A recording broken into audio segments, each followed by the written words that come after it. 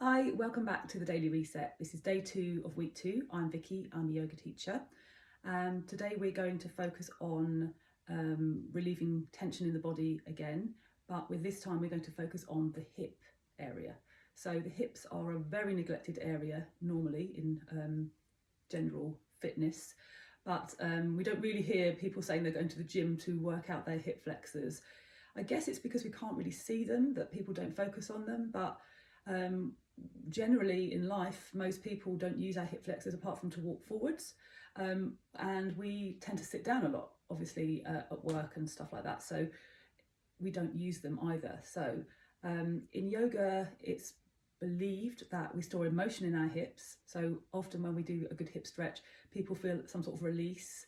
But you can decide for yourself on that one, but we definitely do store tension here, same as we do in our shoulders. So it's a really good one to work on for stress relief and tension relief.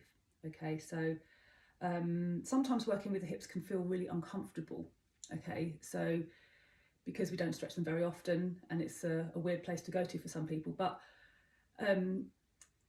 sometimes we do need to work through the uncomfortable to come out the other side and feel better. So when I say uncomfortable, I don't mean pain. Pain is obviously something you don't want to do in yoga. Yoga should never be painful. So if anything's ever painful, just stop. But uncomfortable is something different. It's just past the edge of our comfort zone. So that's a good place to go to. And if you can breathe, use your breath to get through that in a posture, for example, and come out the other side, you'll feel good, believe me. So let's give that a try in a moment. But first, let's tune into our breath as we always do. So taking a seat on your mat or on your chair, wherever you may be, closing the eyes, and then starting to focus on your breathing, taking a deep inhale through the nose. Feel the chest rise, and then exhale through the nose. And again, breathing in. And exhale completely. Count if you need to.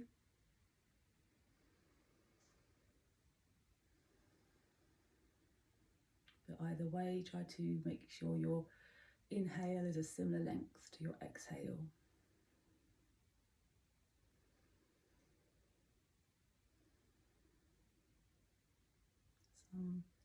Sometimes people say that they find this uncomfortable. Just stopping and being. A lot of us don't do that very often. Mind wants to take you to the next thing and the next thing.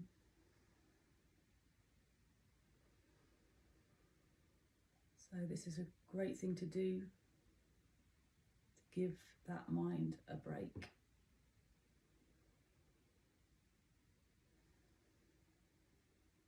Breathe through the uncomfortable and find ease and space.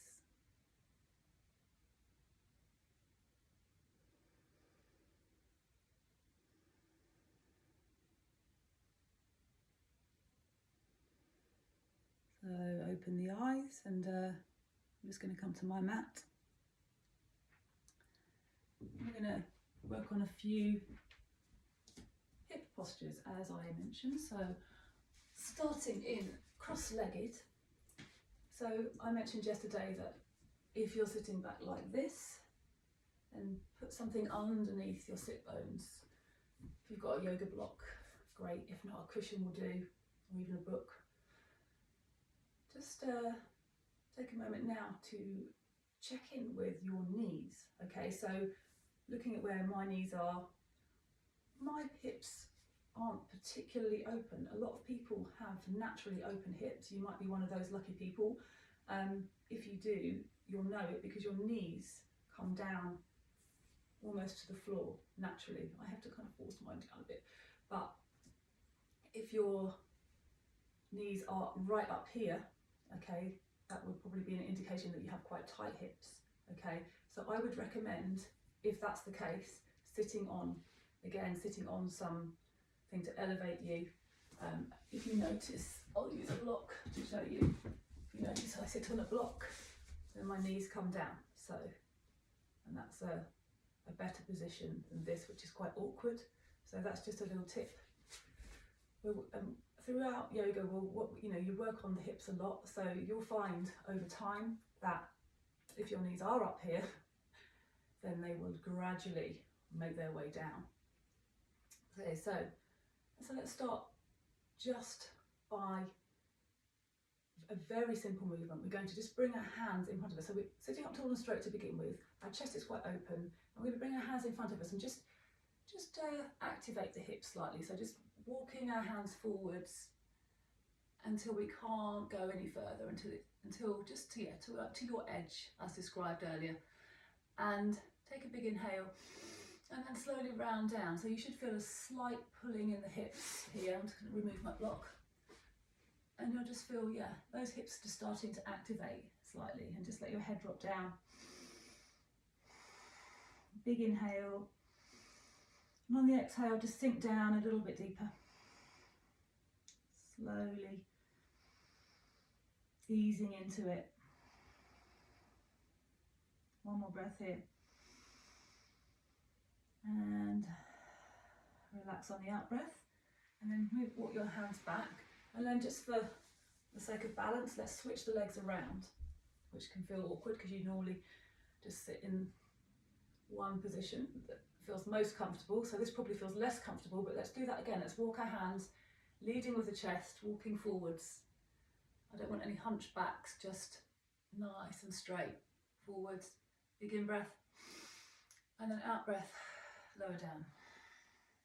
And just, again, feel the hips gently pulling. Big breaths, sinking down on the out breath. If you can't come down any further, just imagine that you are. Imagine that your head is sinking deeper, deeper, deeper. Slowly walk the hands back. Now we'll come into a slightly deeper hip stretch. So bring the soles of your feet together. And so you're butterflying your legs out to the sides. You grab hold of your feet with your hands. And then just gently, bounce the knees a bit. Feeling the hips opening slightly. And then if you feel comfortable here, just gently draw yourself forwards by putting on your feet. And then we're going to take our elbows out to the side and just round down. So bringing your head down towards your feet. It may come nowhere near your feet, and that's absolutely fine, as long as you can feel this gentle hip opening here. And you can start to move your belly forwards between your legs. Inhale and exhale down, using the breath. If this feels uncomfortable, just try to find ease on the out breath, as I said.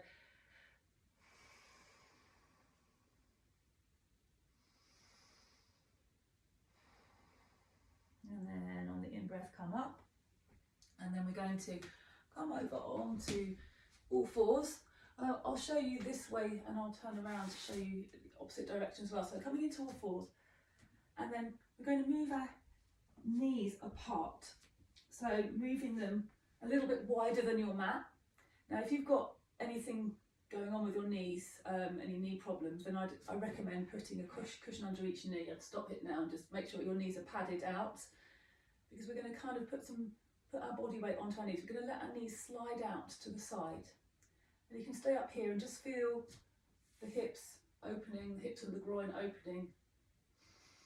Looking forward, no crook in the neck, just keep your head in line with your spine. And just focus on letting gravity do the work. Gently opening the hips. This is called frog posture. It feels quite weird and unflattering, but it's a lovely hip opener.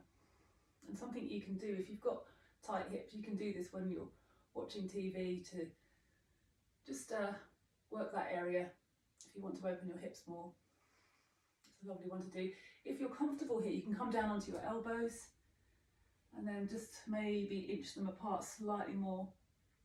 Okay, so you'll notice that my knee is in line with my bottom. I'm not forwards here or back here.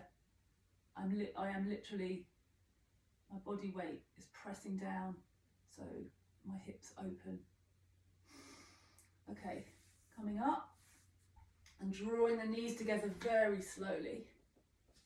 Okay, and we'll do a couple of lunges now. So I'll come around.